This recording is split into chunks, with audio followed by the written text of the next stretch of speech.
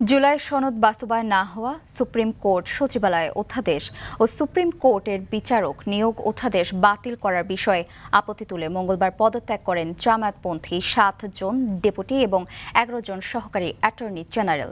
সরকার গঠনের 4 মাস পর এসে একসঙ্গে 18 জনের পদত্যাগকে রাজনৈতিক উদ্দেশ্য প্রণোদিত বলে মন্তব্য করেছেন বিএনপির আইন বিষয়ক সম্পাদক এম বদরুদ্দোজা বাদল।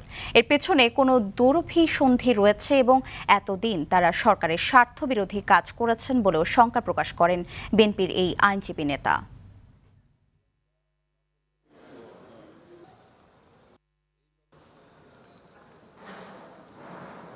এই পোস্টগুলোতে যখনই সরকার পরিবর্তন হয় তখনই এই আইন কর্মকর্তারা স্বেচ্ছায় পদত্যাগ করে চলে যান।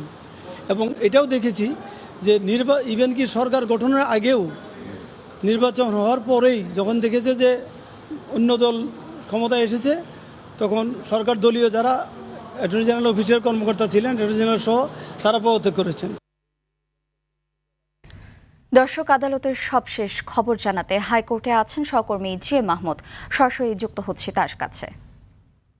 মাহমুদ, কোন কোন মামলার বিচার কাজ চলছে এবং পদত্যাগের বিষয়ে আর কোনো তথ্য আছে কিনা আপনার কাছে জানাবেন আমাদের।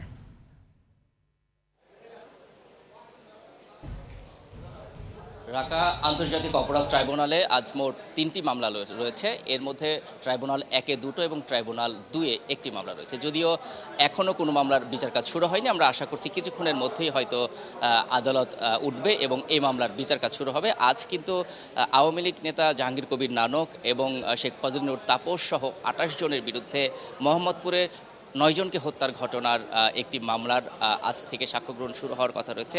এই সাক্ষ্য গ্রহণ শুরু হলে আনুষ্ঠানিকভাবে এই মামলার কিন্তু বিচার কাজ শুরু হবে এবং একই সাথে রামপুরায় 28 জনকে হত্যার ঘটনায় বিজেপি কর্মকর্তা সহ 4 জনের বিরুদ্ধেও কিন্তু আজকে সাক্ষ্য গ্রহণ হবে।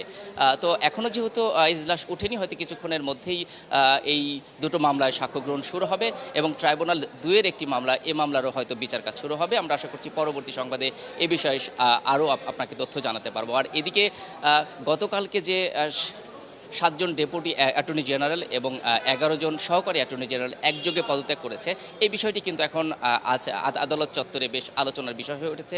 যদিও এই বিষয়ে পদত্যাগ যারা করেছেন তারা আনুষ্ঠানিকভাবে কোনো বিবৃতি দেয়নি, তবে বিএনপির আইন বিষয়ক সম্পাদক তিনি কিন্তু কথা বলেছেন। তিনি জানিয়েছেন যেহেতু সরকার গঠনের 4 মাস পরে সেভাবে একযোগে 18 জনের পদত্যাগ, এটি পলিটিক্যাল স্ট্যান্ডবাজি, তিনি এটাকে উল্লেখ করেছেন এবং তিনি কিন্তু শঙ্কা জানিয়েছেন যে তাহলে এই 4 মাস যে তারা কাজ করেছেন এরা আসলে কার হয়ে কাজ করেছেন।